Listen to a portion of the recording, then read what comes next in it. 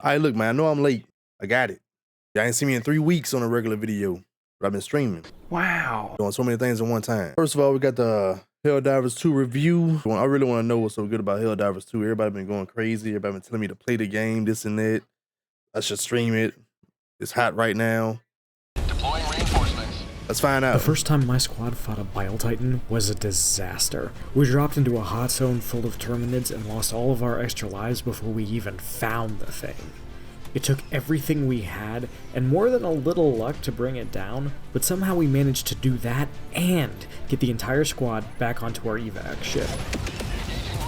Why does it sound like something that'd be documented in history? Like the way he said all of it just sounded like something on one of them damn History Channel documentaries or something.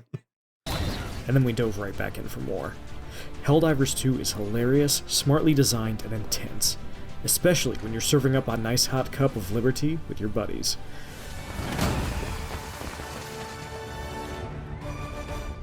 With varied missions, a huge catalog of stuff to unlock, and long-term campaigns against the bugs and robots to fight in the name of managed democracy, Helldivers 2 has enough laughs, close shaves, and pure, unabashed fun to keep you plenty busy as you meet and then immediately kill all sorts of exotic life forms for the glory of Super Earth. Hold on, man. I just realized something.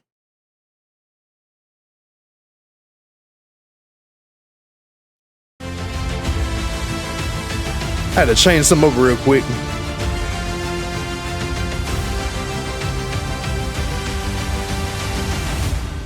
I can barely hear myself think.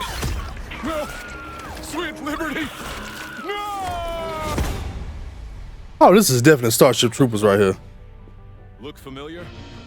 After a gut-busting opening piece of mandatory propaganda explains that Super Earth is under attack from the robotic Super Earth automatons and the legally distinct but still totally the bugs from Starship Troopers Terminids, you're dropped into Helldiver basic training. This hilarious tutorial mercilessly gasses you up. Arm yourself and show that bug the true meaning of freedom. I think that bug just out there chilling around in business, bro. Spaceship. I named mine the elected representative of family values.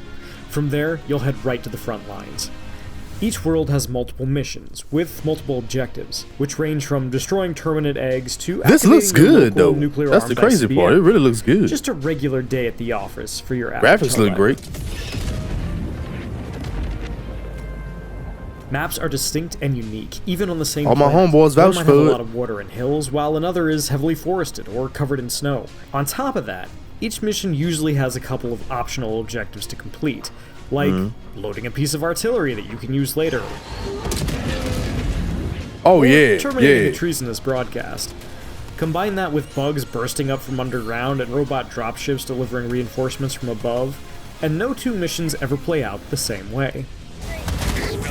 Preparing for touchdown. Okay, I ain't gonna lie, like I'm just super new to what's going on in this game. I've been seeing like thumbnails and titles, this and that, everybody telling me how like the game is hard when you're playing solo. Is it really that hard when you're playing solo though? That's what I'm trying to figure out. That's what I want to know. I really want to know that. Is it really that hard playing solo? I be seeing a lot of people say they dying. I see TikToks and that. See a little bit of gameplay here and there. I ain't gonna make it seem like I haven't been seeing nothing on this game already, man. I have. I've been peeping it out a little bit. I want to see what this review gonna say. I want to see what they gonna put it as. It's gonna be like an 8 out of 10 or something. I want to know.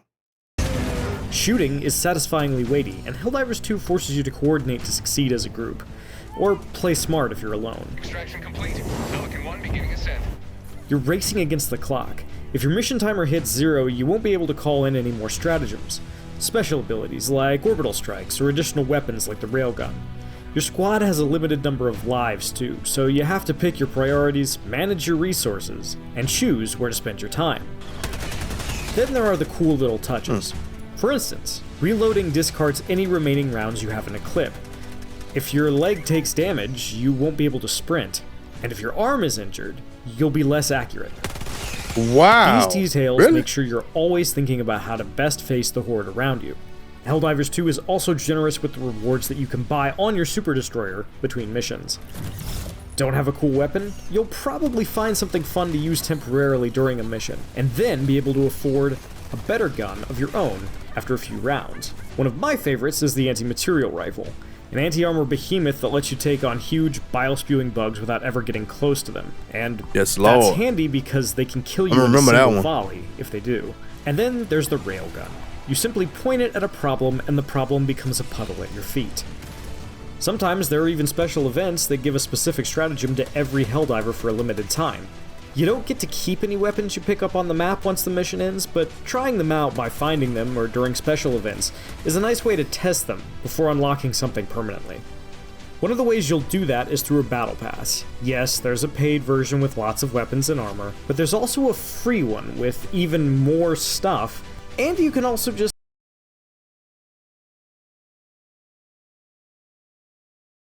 They got a battle pass, bro? Come on, man. Come on, man.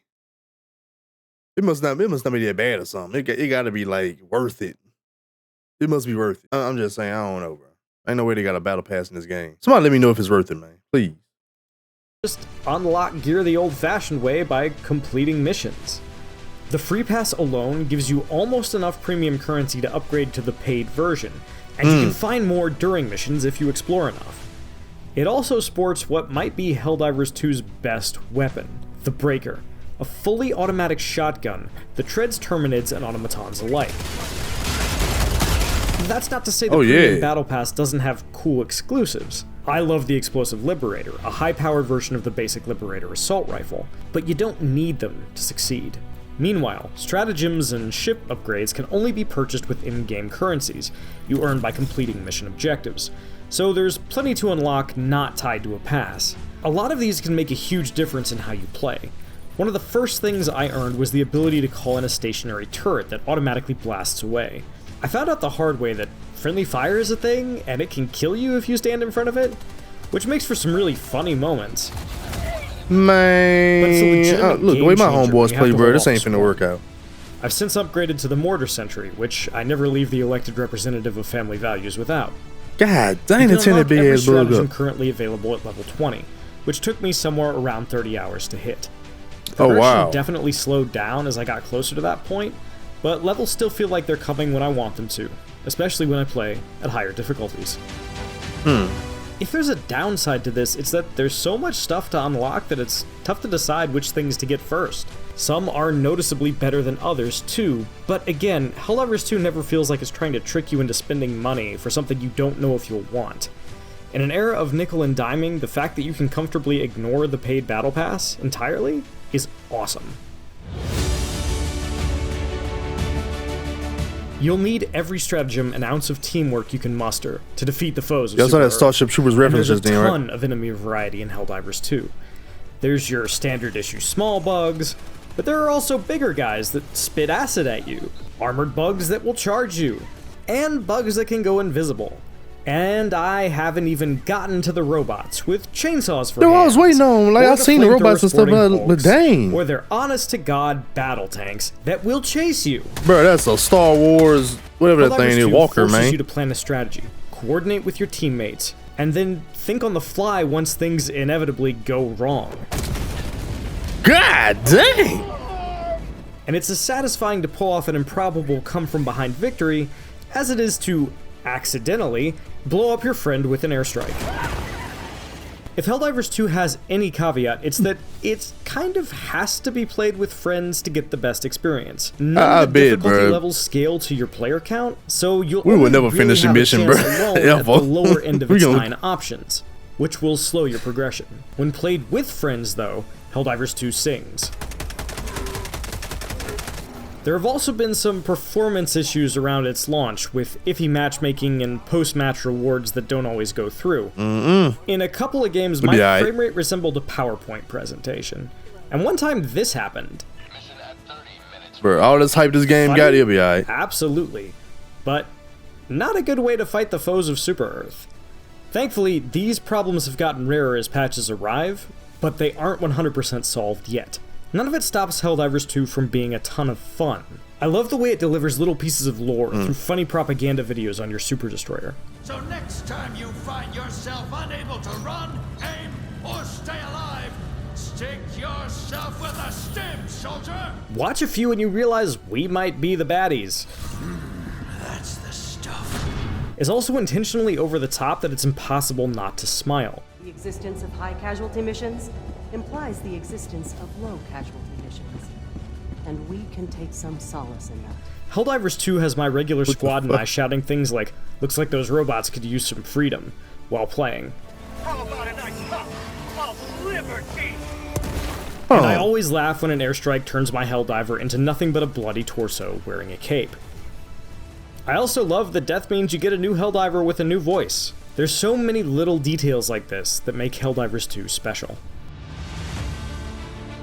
Okay, we get down to the verdict. But did they just come out with a patch today? What today is? Today's the 20th. And I'm just making this video. But they just came out with a patch today. Hopefully they fixed everything. Because I ain't even on it yet. But Helldivers 2 is the rare modern multiplayer game that does almost everything right. It gives you a ton of freedom, feels fantastic to play, and has a smart progression system that doesn't push you toward paying real money. It manages to keep its missions fresh by introducing a lot of enemies, modifiers, and objectives, and varying them in interesting ways. There are some matchmaking and performance issues that still need to be worked out, and you can only go so far by yourself or with random players. But if you've got a solid squad, it's an incredible time, and certainly one of the most fun multiplayer shooters I've played in years. Now, if you'll excuse me, I'm gonna pour myself a nice hot cup of liberty. It's like a must play to me. Those bugs and robots look like they could use some freedom. But there we go, y'all. Y'all saw it. They got a good old 9 out of 10. Love to see it. Apparently it's amazing. But hey, we knew that. We all knew that. Everybody knew this was gonna be the verdict, probably.